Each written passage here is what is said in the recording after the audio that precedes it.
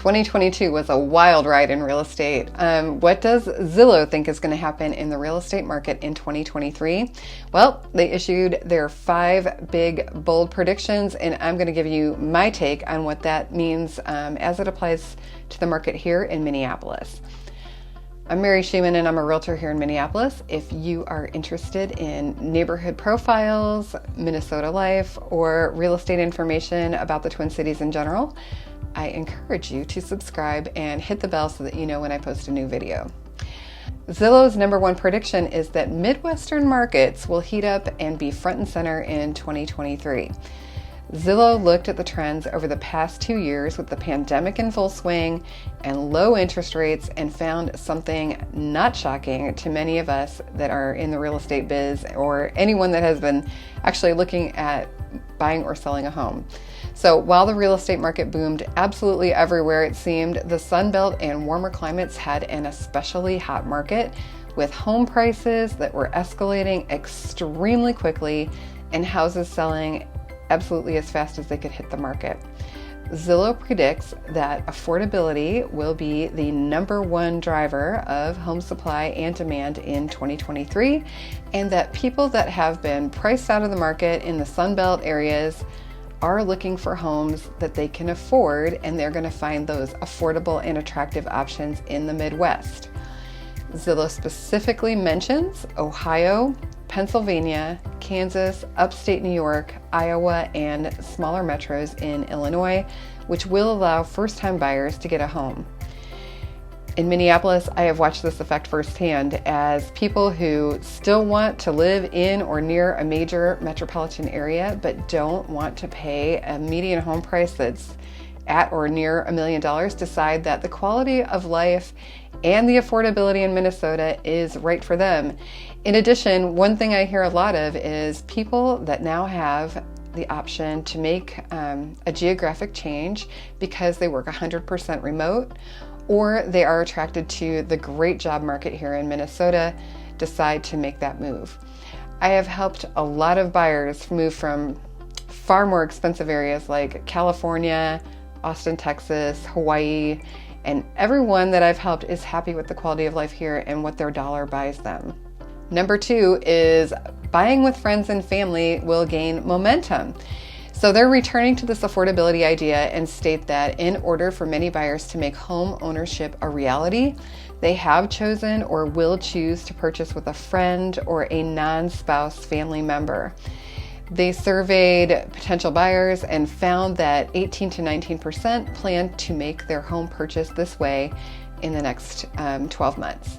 I agree with this one, but my spin is a little bit different because I do think that people will pool resources and live in multi-generational homes.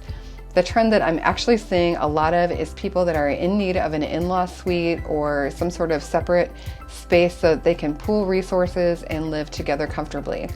I also see this as a legitimate option for those that are first-time home buyers, but my clients tend to be relocation buyers, and they are also typically not first-time buyers. So this one may be a trend that I don't really have my finger directly on the pulse of for that particular segment.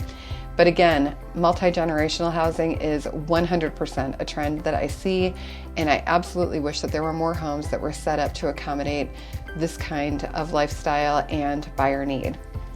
So #3 is the affordability crisis will stabilize, if not improve. Affordability is the share of the median income that is required to pay housing costs. So we try to keep mortgages and total costs for your housing under 30% of your total income. Rapid price increases from 2020 to 2022, plus the recent increase in mortgage rates have really made this affordability idea a big issue for buyers. In addition, homeowners that have low interest rates right now may be less interested in selling and then therefore having less purchasing power on their next home due to higher mortgage rates. This has been a factor in keeping housing supply low, and in the Twin Cities we were already experiencing a low housing supply before the interest rates changed, and this has absolutely not helped anything there. To me, it's been a curious way to correct the inflation in housing prices. I understand that from one side of this equation, slowing the market and slowing the increase in prices is helpful because people aren't bidding up prices to these insane numbers. But on the other side of this equation is that we still have a supply question. And when you disincentivize people from selling, that doesn't seem to really be improving a lot of things here. Zillow thinks that home values will be somewhat flat in 2023 and decrease in areas that have low affordability already. All those extremely hot markets in the Sun Belt, I assume, is what they're talking about right here. And while buyer and seller activity here in the Minneapolis area has slowed, a good portion of that can always be attributed to seasonality because it's nice and chilly here today. Plus, it's the holiday season and our market picks up in earnest in February. Not all of the slowing, but definitely some can be attributed to seasonality. What I believe will happen in the Twin Cities Metro is that we will see that crazy price inflation slow to a more normal rate, like about 6% or maybe a little less per year. But I don't see home values actually dropping. This may seem a little nitpicky because if you're just on the outside observing, you're going to see price changes on homes that have been sitting for a while, but it can be that they were priced too aggressively for today's market, not that values for homes are tanking for the market as a whole. All right, so number 4, there will be a surge in first-time landlords in 2023. Zillow believes that rents will rise faster than housing prices and that people who got a good deal on a second home or an income property while rates were low will be incentivized to retain those properties as cash flowing rentals in 2023 rather than sell them off in a market where buyers aren't exactly fighting each other hand over fist to give you every single dollar. So I do believe that this is a really good prediction. It goes back to my point about inventory overall. It's low, and people who own homes with low interest rates that do not have to move are less likely to do so.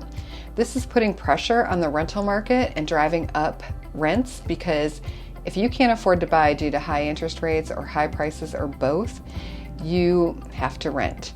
The supply of rentals isn't huge either, and rent prices have increased. It's been really interesting to watch some of the cities around here try to implement rent controls, and then they back off that idea as it's proven to actually disincentivize developers from creating even more rental properties, increasing that supply like we need, whether those are large scale or small.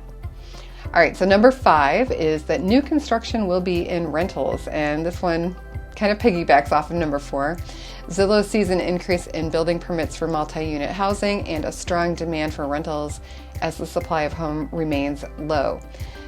All of this stuff is very local, so yes, we do need more rental housing, but as I mentioned, there's been some policy changes around rentals in the Twin Cities area, so it's going to depend on which city.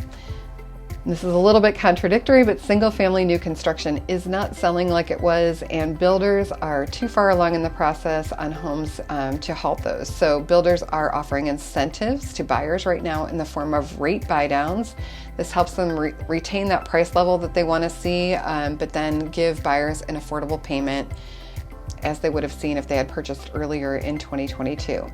So this is going to be an interesting year ahead. My personal guess is that the mortgage rates will settle into an acceptable range for more people to make moves that may be more on the voluntary side, and that the market will start to normalize by mid-spring. We will see if I'm right. I'm linking to the article from Zillow below. Let me know if you have any questions about anything real estate or living in the Twin Cities related. My contact information is down there below, and I do love to talk to people that find me on YouTube. So thank you so much for watching.